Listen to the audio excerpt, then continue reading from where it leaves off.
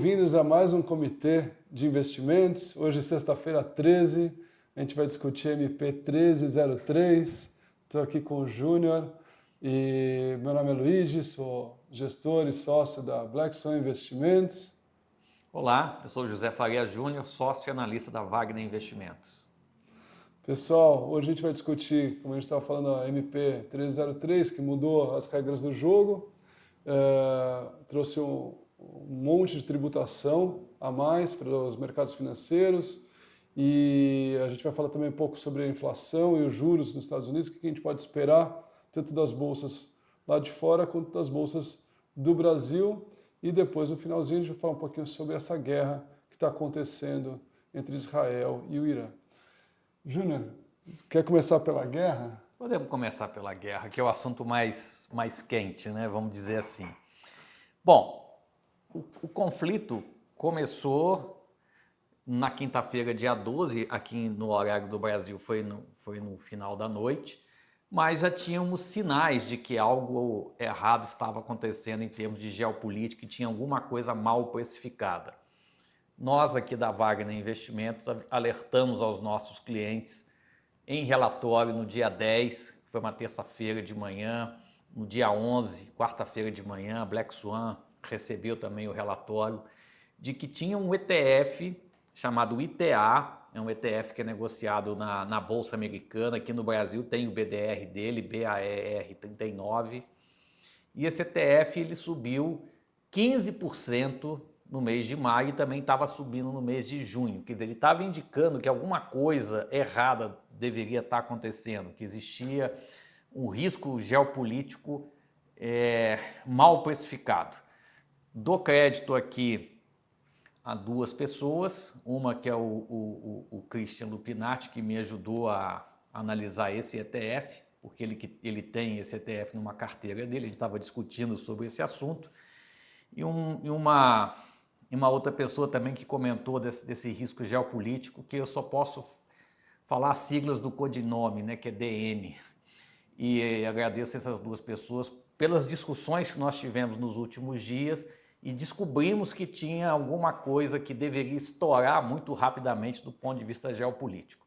Bom, então foi possível identificar o risco, foi possível tomar algumas atitudes, inclusive o próprio modelo da Wagner Investimentos, o gráfico diário do petróleo começou a fazer uma reversão de tendência de baixa para alta na terça, quarta-feira, então o petróleo também estava subindo, com o ETF da guerra, vamos dizer assim, que são ações de defesa subindo, então foi possível tomar algumas providências com relação ao risco geopolítico. O que vai acontecer daqui para frente, se a guerra, né, Luigi, vai escalar ou não, a gente não sabe. Tem gente dizendo que Irã pode fazer um teste de uma arma atômica, enfim, o fato é, se tiver um fechamento do Estreito de Hormuz, que 20% do petróleo global passa por lá, lógico que aí até os sauditas vão querer entrar no conflito, ou se tiver um teste nuclear, o petróleo vai continuar subindo, então o curto prazo é indefinido.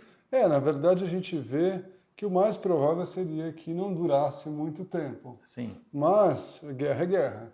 Então, assim, começa com um movimento e depois tem os movimentos dos outros países também que são completamente aleatórios ao que a gente pode imaginar. Mas, ao mesmo tempo, o que a gente viu, como o Júnior falou muito bem, essa ETF do ITA, ela subiu basicamente 25%, ainda está no pico da alta, e para você ver como os mercados financeiros eles acabam dando alguns indicativos, né? Sim. Fazendo um paralelo aí, numa meia brincadeira, o ano passado, o ano retrasado, a gente via as ações, porque os deputados nos Estados Unidos eles têm que reportar as carteiras deles. E vários deputados que ganhavam muito, mais do que o Buffett ali, nos investimentos, né? E as pessoas têm até um site de IA famoso que acompanha isso, e as ações, normalmente, elas reagiam antes de alguns anunciados, né? Então, os mercados financeiros acabam tendo informações aí diferenciadas e acabam mostrando para alguma coisa para a gente. Só um complemento, Luigi, quer dizer, se o petróleo realmente subir mais, ficar o Brent a 80, 90 dólares por muito tempo, ou até se der uma estourada no preço, e esse preço durar aí semanas, isso vai trazer impactos macros, né? A inflação americana, que boa parte da queda dela veio por conta da queda do preço de gasolina. Lembrando, nós estamos no verão, você tem um excesso de gasto de gasolina, as pessoas fazem viagens e tudo. Em agosto começa a colheita da safra americana, você precisa de diesel para fazer o transporte, a safra americana é muito grande. Toda a questão de fertilizantes. Então, quer dizer, quais vão ser as consequências se o petróleo subir para 80, 90, 100 dólares, ficar muito tempo, quer dizer, o medo de uma estagflação volta. Então, não dá para a gente ainda precificar ou falar o que vai acontecer, mas você pode ter consequências realmente ruins. No caso do Brasil, a Petrobras acabou de cortar o preço da gasolina aqui no Brasil há pouco tempo e eventualmente pode ter que reverter essa decisão. Ou seja, os efeitos macro são relevantes porque o petróleo alto ele vai interferir muito na economia. E você vê, por exemplo, aqui o petróleo, olha o que ele fez aqui nessa última semana, nesse último mês, né?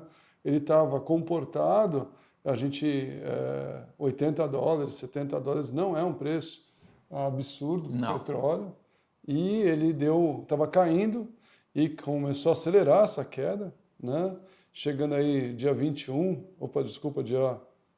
comecinho de maio, chegou a 56 dólares, e já imediatamente, quando foi anunciada a guerra, já voltou para a base 73, mas ainda não rompeu, né? Você vê que ainda não rompeu. Se a gente fosse olhar mais para trás, né, você vai ver que o petróleo já chegou em patamares muito mais altos, né? Mas incomoda um processo inflacionário que está bem complicado nos Estados Unidos, né? Perfeito. Eu acho que até e só para fechar esse pedaço no Brasil da inflação, a gente vê o quê? Que tem que lembrar que o preço da gasolina ele tem esses dois componentes, né? O preço do petróleo e o preço do dólar, né? Então, assim, o dólar continua comportado mesmo com tudo que está acontecendo. A gente continua ainda. Está bem, tá até abaixo do que a linha da Wagner, que era 5,58, né? Mostrando que ainda tem a possibilidade de uma reversão, né? De longo prazo e ir para 5,45, mais ou menos 1%. Eu acho difícil cair muito de 5,40, mas 5,45 mais ou menos 1% é uma estimativa que a gente tem para dólar. A gente já vem com essa ideia desde fevereiro. E lembrando que, né, o dólar ele tem um carry, ou seja, um juros, que é a diferença entre os juros do Brasil e dos Estados Unidos, muito grande, né? Então, para quem quer fazer uma proteção em dólar, ela é muito custosa hoje em dia. Sim. Né? Porque os juros nos Estados Unidos está muito mais baixo do que os juros brasileiros. E aí, falando um pouquinho de inflação, acho que a gente já podia pegar Podemos falar. Então é o seguinte, o que a gente estava pensando de falar de inflação para vocês é que, primeiro, a inflação nos Estados Unidos ela tem um risco muito alto de continuar subindo, né? Então a gente vai dar uma olhadinha agora nos juros americanos e o que a gente vê? O juros americano, ele, para variar, o mercado precifica uma alta de juros daqui a obrigado, um corte de juros daqui a 3 reuniões. Que seria em setembro, né? Entre setembro e outubro, né? Sim. Mas assim, eu já estou meio até cansado de ver esse gráfico que vai cortar um juro 0,25 daqui a 3 reuniões, né? Exato. O mercado está sempre empurrando com a barriga, esperando de um lado uma recessão e do outro lado com medo de uma inflação, né? Então, assim, a gente está vendo que as tarifas, a guerra tarifária, ela atrapalha muito essa parte de inflação. A gente está vendo, principalmente produtos chineses que são os mais baratos, né, os produtos asiáticos em geral, né, Taiwan, etc. e tal, que inundam o Brasil, ou os Estados Unidos, e acabam fazendo com que a inflação seja mais comportada. E aí a gente está vendo que com essa guerra tarifária, a gente tem visto algumas empresas já imediatamente tendo que reprecificar os produtos. Então, isso aí puxa a inflação para cima e, ao mesmo tempo, o fato do governo querer aumentar os gastos. O Trump falou, queria fazer essa reforma de investimentos e trazer todos os gastos de 8 anos para 4 anos, o que seria terrível, inclusive criou uma briga com Elon Musk, né? E o que a gente vê com isso? Que assim, quando você tem um déficit fiscal, né? Quando você gasta mais do que você ganha, esse diferencial ele acaba virando inflação. É quase impossível não acontecer isso, porque ou o governo vai emitir moeda, ou o governo vai emitir dívida. Exato. E se ele emitir cada vez mais dívida, ele vai ter que pagar um juros cada vez mais alto. E vai ficando tudo mais caro para a economia. Então, o que a gente está vendo assim? Riscos da economia americana crescer menos e ter uma inflação maior. É isso, Juliano? Bom, quem nos conhece desde outubro sabe que a gente tem uma certa divergência com relação à questão inflacionária, porque eu Especialmente enxergo... no comércio internacional. Eu enxergo as tarifas como um aumento de imposto e, por ser um aumento de imposto, elas têm uma característica deflacionária, em que pese poder ter uma alta de 0,5 ponto percentual da inflação no início do processo, mas depois isso aí deveria ser revertido por redução de consumo. A gente tem uma visão diferente aqui, mas é uma Que é até visão... bom, né? Sim. Porque até... a gente coloca os dois lados da moeda. Exatamente, uma visão que já vem desde outubro, essa discussão aí, até alguns programas como o da Genial, né, do Mota. E a gente teve também no Mota, no início de maio, um programa da Genial, e lá eu comentei exatamente da possibilidade do Trump querer antecipar os gastos para o governo dele. Perfeito. Que seria uma coisa ruim, que não era talvez o cenário principal, mas existia essa possibilidade e é exatamente o que a gente está vendo dele querer antecipar. Então, se por um lado as tarifas têm uma certa característica deflacionária, tem 2 aspectos aqui que são relevantes, ou talvez 3 nesse momento. O petróleo, que pode subir, e aí você tem inflação via petróleo. O departamento Doge, eu me decepcionei, errei esse call, pelo menos por enquanto, que eu achava que eles iam ter um corte de gastos maior. A brincadeira, né, que o Elon Musk achou que era mais fácil ir para Marte do que cortar Exatamente. as despesas do governo. Exatamente. Então, se você corta bastante despesa e aumenta a tarifa, você, ao reduzir os impostos, como o Trump está querendo, você tem um equilíbrio um pouco melhor do orçamento, mas a perna ali do Doge está falhando.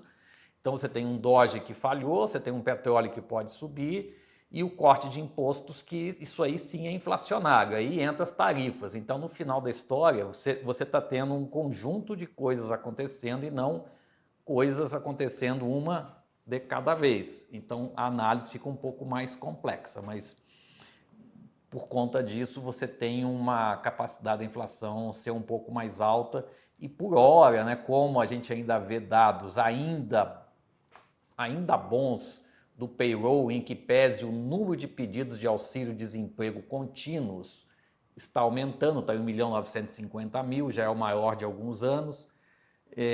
Você ainda tem um PIB ainda aparentemente robusto, segundo as expectativas do Fed de Atlanta, o Fed vai ficar quietinho na dele.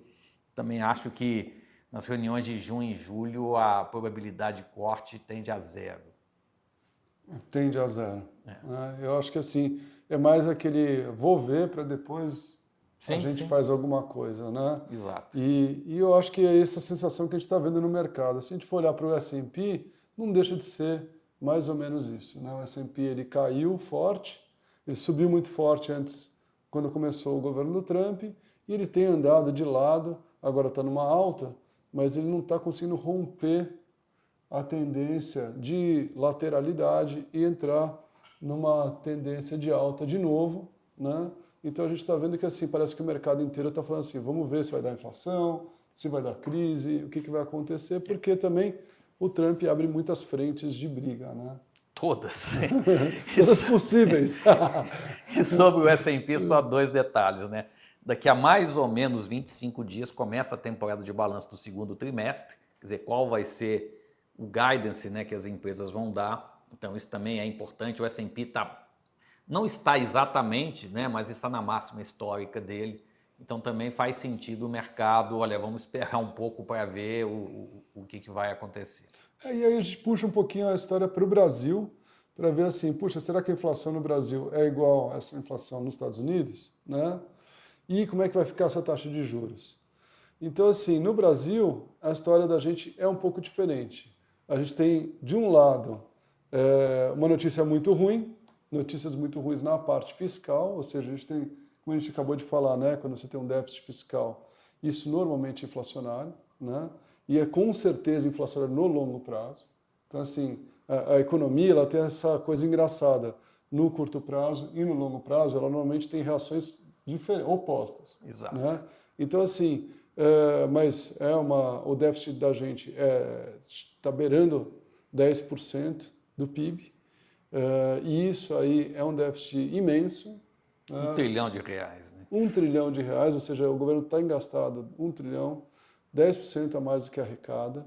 E isso quer dizer o quê? Especialmente, isso é ruim porque o ano passado o governo arrecadava 15% a menos. Ou seja, o governo está arrecadando 10% real. Né? Que a gente fala real, que é o aumento mais menos a inflação. Né? Então, assim, 10% mais 5,5% de inflação, 15%, 15,5% de arrecadação a mais, e mesmo assim o déficit não abaixa. É uma coisa de louco isso. E, obviamente, qual que é a repercussão disso? A dívida vai aumentando, os juros têm que aumentar para compensar esse novo risco. Então, o que a gente vê aqui para o futuro, para os juros brasileiros? Fala, poxa, mas se essa déficit está aumentando tanto, por que os juros parece que vai cair aqui no futuro? O que você acha, Juliano? Como é que está a precificação para o Copom da próxima quarta-feira? O mercado está meio indeciso, mas está mais para não ter nenhum aumento mais. Bom, minha opinião, que está até na pesquisa do Estadão Broadcast, é manutenção do juro a 14,75 até o final do ano. Teoricamente, quando você pensa, poxa, a Petrobras acabou de cortar o preço da gasolina, isso equivale a 0,2, 0,25 de inflação a menos, tá? O dólar caiu de mais ou menos 5,65 para 5,53, alguma coisa do gênero, assim, 2% de queda do dólar. Isso equivale a mais ou menos 0,15 a menos de inflação para os próximos 8 meses. Então você tem 0,4 a menos de inflação. E a gente vai falar do IOF daqui a pouquinho, de impostos, isso também imposto, ele tem aquela característica de ser deflacionário, está tirando renda da população. Então, mesmo que você não suba mais a Selic, você tem uma inflação em torno de 0,4 a menos, mais ou menos isso, e você tem algum tipo de aumento de juro do ponto de vista, porque está aumentando a carga tributária e retirando dinheiro da população. Então, eu acho que faz sentido o Copom esperar para ver. E 2 pontos aqui que são relevantes e até contraditórios, tá, Luiz? Primeiro, quando você pega as pesquisas PMI do Brasil, ela já mostra uma moderação da inflação. É a menor inflação das empresas repassando o preço final em 12 meses. Quer dizer, talvez seria bom você contar o que é o PMI, professor. O PMI é o Índice de Gerente de Compras, Purchase Manager Index. Ele é calculado no mundo inteiro pela S&P. Em alguns países especificamente, como Estados Unidos e China, você tem outras pesquisas além da pesquisa da S&P. E o PMI é o primeiro índice de sentimento mensal que é divulgado. Então é a primeira pesquisa de sentimento do mês. É sempre o primeiro dia útil, que é o industrial, o terceiro dia útil, que é o do setor de serviço. Então no dia 1º de julho, nós vamos saber qual é o PMI de junho da indústria. No dia 3 de julho, vamos saber qual é o PMI de junho do setor de serviço. Então é a primeira pesquisa de sentimento que é divulgada. Inclusive, ela sai antes do payroll. O payroll não é uma pesquisa de sentimento, mas ela sai antes até do payroll, daí a sua importância de fazer análise. E esse índice de PMI está mostrando o seguinte, aqui no caso do Brasil, que a inflação é a menor em 12 meses. Mas tem um detalhe, que eu estou sem a data exata aqui nesse momento, mas nós estamos nos aproximando do momento que o governo vai pagar 70 bilhões de reais de precatórios, que é 0,7 do PIB.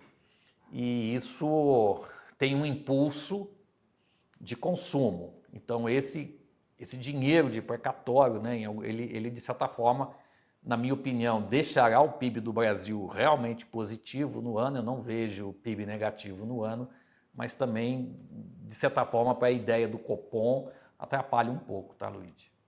E eu acho que assim, de qualquer jeito, o PMI, eu vou botar um gráfico aqui, o, o- a inflação no Brasil, você pode falar assim, o dólar está baixo, o petróleo talvez esteja mais comportado, então assim, a inflação ela está mais tranquila no Brasil daqui para frente. Porém, isso não quer dizer que ela vai cair muito, né? Então assim, a inflação talvez ela não suba mais tanto quanto o pessoal imaginava, mas não sei se ela cai muito. Então aqui eu peguei aqui esses últimos... Voltar para o teto de 4,5 ainda vai demorar, né? Ela vai ficar Exato, bastante não. tempo ainda acima de 4,5. Né? Ela está completamente fora do teto, Sim, né? e está muito acima do centro da meta, que é de 3. Né? Ninguém está elogiando aqui o comportamento da inflação. Exato, né? E você vê que assim, normalmente nesses meses aqui de abril até setembro, a inflação ela é mais comportada, ela é mais fraca, né? O que aconteceu? A gente viu que a inflação de maio veio 0,26, quando a inflação no ano passado foi de 0,46. Então, assim, a gente espera o quê? Que ela fique perto dos patamares do ano passado nesses próximos meses, 0,21, 0,38. É uma sazonalidade baixa da inflação nos próximos 4 meses. Exatamente, né? E depende, obviamente, um pouco do dólar e também do petróleo, né? Mas eu acho que, assim, teoricamente, esses próximos meses a gente vai ver uma inflação mais fraca, que pode ser que suba mais para o final do ano. O que a gente quer dizer com isso? Quer dizer o seguinte, que a inflação não deveria ficar muito abaixo de 5, mas mais para o final do ano ela pode ter o risco de sair um pouco mais desse patamar. A gente está vendo essas despesas aumentando no governo, tanto que o governo está tendo que aumentar imposto e ele não sabe muito como fazer isso. Porque também não quer cortar gasto. Não quer cortar. Isso está completamente, cortar gasto está completamente fora da pauta. E do outro lado, ele também não quer botar imposto na população geral. Ele quer tentar fazer de algum jeito que a classe média, a classe alta, acabem pagando esse imposto. E como é que ele fez isso, né? Na minha opinião, ele fez um pouco bagunçado. Por quê? Porque ele falou, vou fazer o IOF, e o IOF vai resolver esse negócio. O governo, eu acho que para ele gosta desse modelo IOF, porque é mais fácil também de arrecadar. Porque é uma canetada, do dia para a noite já sobe o F. Né? Exato. É um decreto do presidencial, apenas isso. Exato. E ele também não precisa também ter um aparato gigante para ficar conferindo se alguém pagou ou não pagou, porque está dentro do mercado financeiro, está dentro do sistema financeiro, isso é feito automaticamente. Sim. E aí depois todo mundo começou a reclamar do IOF e falou, não, então vou fazer outras medidas. O que acabou saindo? Saiu um Frankenstein aí. O IOF mais outras medidas, né? Talvez para negociar. Falou, vou botar tudo e a gente vê como é que a gente negocia isso no Congresso, né? E aí o que saiu? Que eu acho que vamos falar um pouquinho só do que... Primeiro, o que você acha, Juliano? Bom, o IOF, ele tem um caráter extremamente punitivo. Vou falar aqui mais do setor empresarial, tá? Porque você chegou a dobrar o IOF. Então você pensa bem, você está um IOF de 2% ao ano, você muda isso para até 4% ao ano. Vamos arredondar, Selic de 15 com IOF de 4 já são 19 de custo de capital. Então, assim, estava em 2, pulou para 4. Então, isso aí é meio extorsivo para você que quer empreender e tomar um empréstimo. E pior, ele ainda fez um IOF em cima do tal risco sacado, que é uma cessão de crédito, não é um empréstimo. E as empresas utilizam muito esse mecanismo de fazer financiamento via risco sacado, uma operação muito antiga. E você eliminou esse produto, quer dizer, você dificultou o capital de giro das empresas. E as empresas sem capital de giro não sobrevivem. Antes de estar aqui sentado como consultor, fiquei 14 anos trabalhando em empresas. Empresas com e sem capital de giro. Então, eu sei muito bem o quão difícil é você tocar o dia a dia de uma empresa. Então, isso aí foi terrível. E do outro lado, ele traz uma outra medida que também não é nada inteligente, de você equalizar a tributação dos rendimentos. Então, se você ficar com uma ação 1 segundo ou 10 anos, você vai pagar o mesmo imposto. Se você ficar com um título de renda fixa um dia, vamos falar 31 dias para sair do IOF, né? 31 dias ou 10 anos. 10 anos para pagar o mesmo imposto. Então, você tem, primeiro, desincentivo de alongar os seus investimentos e mais, Luiz. Se o imposto sobe de 15 para 17,5 no título de 2, 3, 4, 5 anos, pode parecer pouco. Vai subir só de 15 para 17,5, mas isso aí é 15% a mais de tributação. E você precisa de fazer o juro dar uma subida para que o retorno seja mantido. Então, o juro de longo prazo, e até a NTN-B, o juro real deu uma subida nos últimos dias justamente para poder equalizar esse imposto maior. Então, é uma medida toda errada, né? Porque ela atrapalha. Eu acho que ela atrapalha em vários sentidos, que nem o Júnior está falando aqui, mas atrapalha mais em mudar as regras do jogo. Sim. Então, assim, quando você é um investidor, eu não digo só o investidor no mercado financeiro, imagina que você é um investidor ali, quer construir uma fábrica, quer construir uma rodovia, quer construir uma ferrovia no Brasil, qualquer coisa, uma usina aí tem as debêntures isentas e aí você fala assim, poxa, é legal porque tem uma debênture isenta, é legal porque eu tenho alguns incentivos aqui, é legal. Eu nem digo por incentivos, assim, eu vou empatar meu capital por 10, 20, 30 anos aqui no Brasil. Se eu não tenho a segurança que as regras vão ficar iguais, não é uma questão mais de precificar, porque tem gente que acha que é assim, a NTN-B subiu de 7,5 para 8, né, tem que precificar um pouco esse risco, não sei, é a questão dele não investir. Então a pessoa fala assim, eu não vou investir e acabou a brincadeira por aí. Exato. E você espanta o investidor. Isso aí que, para mim, é o maior erro de você mexer nas regras do jogo. Você vai encarecer imóvel, você vai encarecer produção agrícola, você vai desincentivar o investimento de longo prazo. E você vai encarecer porque quando a pessoa fala, né, o economista ele adora falar palavras mais vagas, né? Eu sou economista, né? Eu sei, nós somos economistas, a gente sabe, a gente vive isso todo dia, né? Quando o economista fala assim, pode ser que o juros suba, ele está falando, o juros vai subir. Quando ele fala assim, vai desincentivar a economia, ele está dizendo, as pessoas não vão investir se isso acontecer, e é isso que está acontecendo. Queria passar rapidinho aí alguns detalhes da MP 1303. No dia 13, a gente queria falar da MP, porque assim, só para começar, né, é difícil de esquecer esse número. Com certeza. Mas enfim, a MP 1303, o que ela fez? Né? Primeira coisa, ela tributa LCI, LCA, CRA, CRI e debêntures incentivadas. Né? Que nem o Júnior falou, isso atrapalha os investimentos. E para vocês saberem que isso é importante, eu falo assim, eu tenho uma debênture lá na minha carteira, eu tenho uma incentivada, né? Eu tenho um CRI, eu tenho um LCI, o que vai acontecer com ele? Não vai acontecer nada. Vai acontecer com os que forem emitidos, não comprados, tá? Emitidos depois de 2026, tá? Essa é uma parte importante. Segunda coisa, os fundos de renda fixa.